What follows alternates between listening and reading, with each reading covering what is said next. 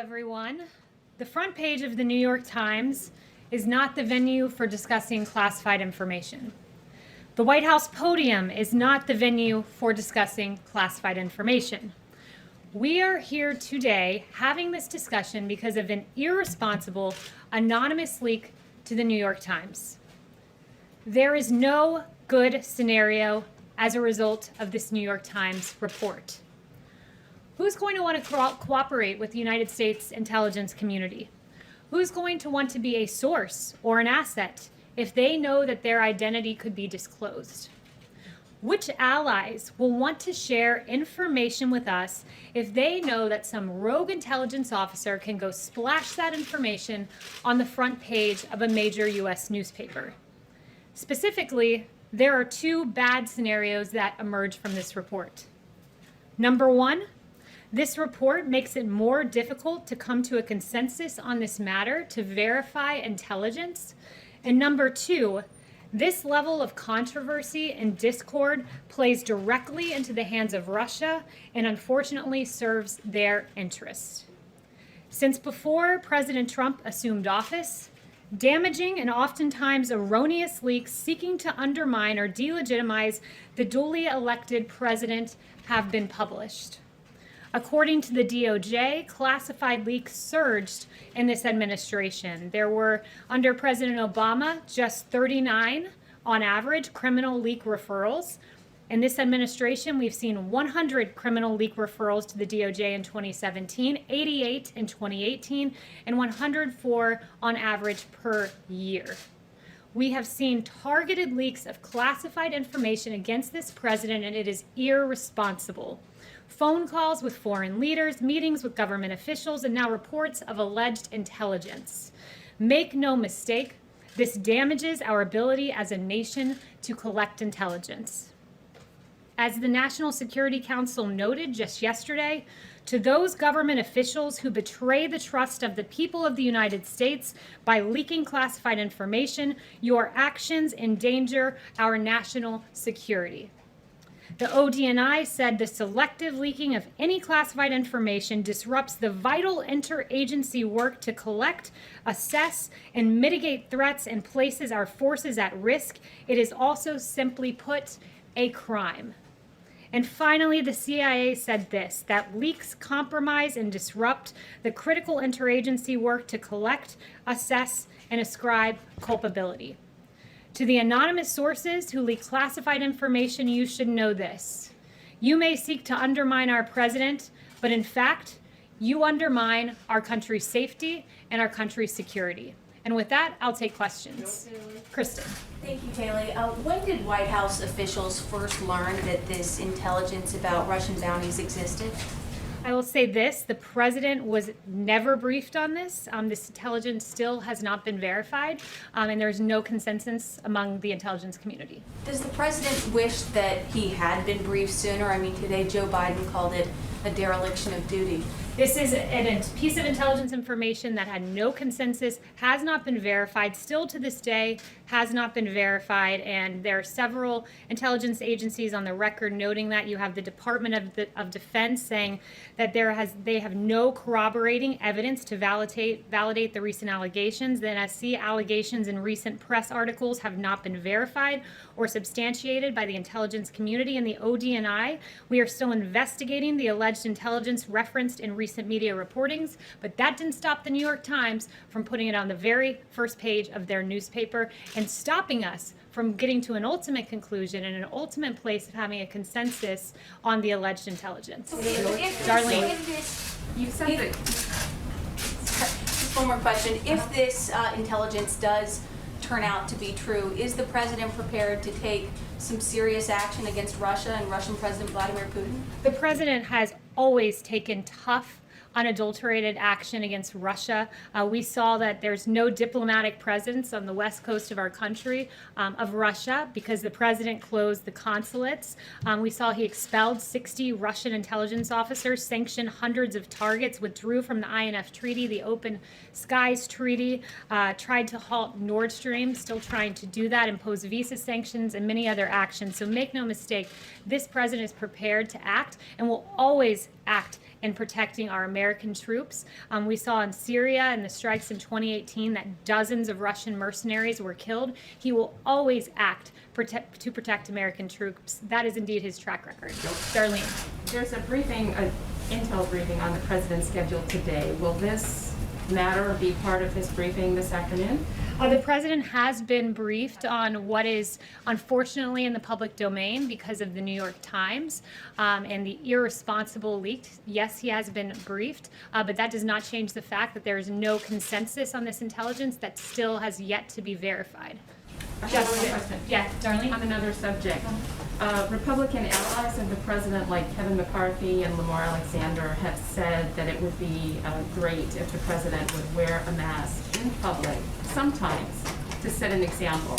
How much weight do words from McCarthy and Lamar Alexander carry with the president? The president has said he has no problem with masks, that he encourages people to make whatever decision is best for their safety and to follow what their local jurisdictions say. CDC guidelines are still recommended but not required. And the president is the most tested man in America. It's his decision whether to wear a mask. Justin. Let's just set an example. Justin. I wanted to loop back on you saying that the president never been briefed. There's, I think, some dispute over whether in February his PDB included this intelligence information, so I'm wondering if you can say whether or not, you know, he may not have read the briefing book that he was presented with, but was he at some point at least given access to this information? So the PDB is a top secret document that is widely disseminated among government. I will never sit here and confirm or deny what is in a top secret document.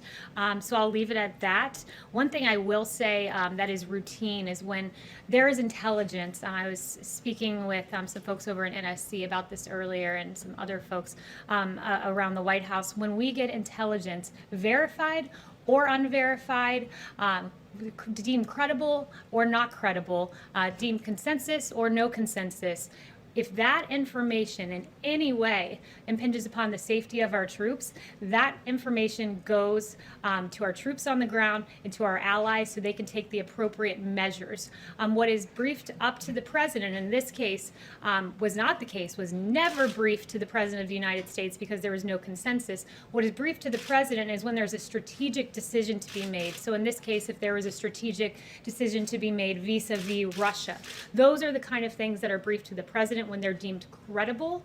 But in this case, it was not briefed to the president. There's no consensus. It was not credible. But make no mistake, this president will always protect American troops. I mean, sorry, just to follow on that, I think there's 2 points. One, I would say that press secretaries in the past have disclosed in certain instances what was in the PDB, but secondly, I mean, this is a relevant issue because I think critics have already seized on this and said, well, if the president isn't reading his PDB, he might not know that there are these policy decisions to be made, right? If a president was presented with this information, it's unverified, he could be alarmed, change his posture towards Russia, conceivably ask intelligence officials to work harder to determine whether or not this was true, make, you know, a series of judgments. And so I guess more broadly, you know, I would re-ask the question of whether it was in his material, but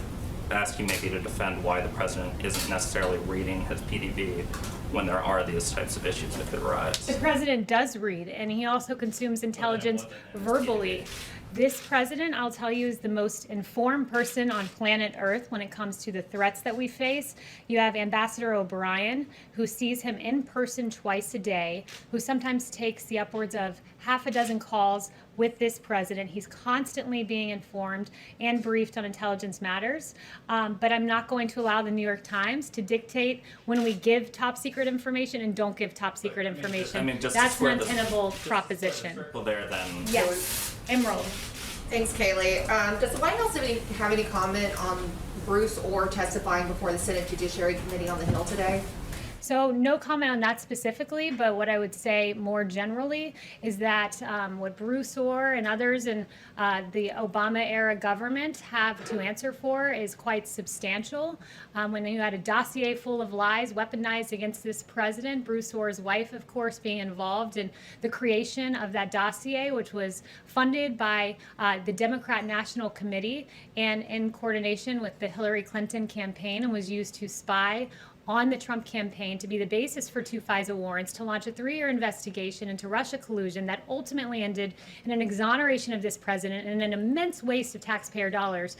Mr. Orr and many others have a whole lot of questions to answer for. Why was it behind closed doors? Why wasn't it televised given the public interest in these players in the Russia investigation? That would be a question for Congress, but I think the public deserves to know Mr. Orr's answers on those matters. And then one more, if I may, open about leakers.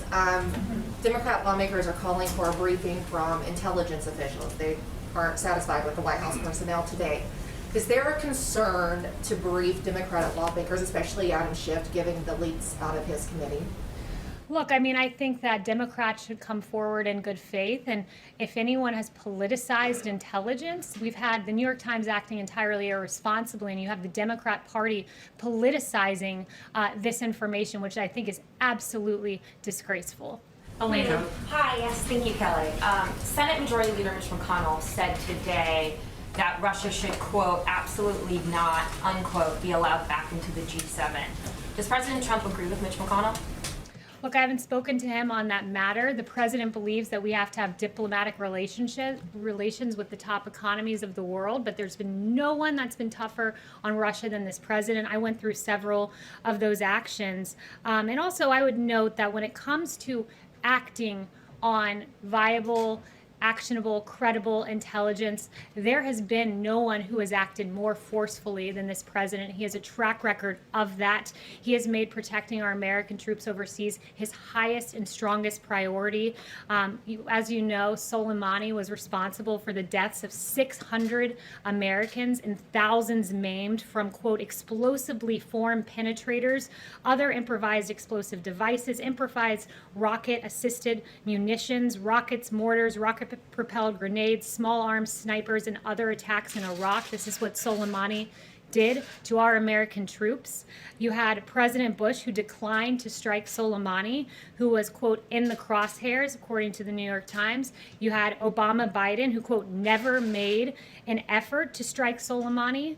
But you had this president, who, when he had actionable intelligence to protect American troops, he did it. He took that option. He was criticized by Democrats. Democrats condemned Trump's strike on Soleimani, as your publication Axios had in a headline.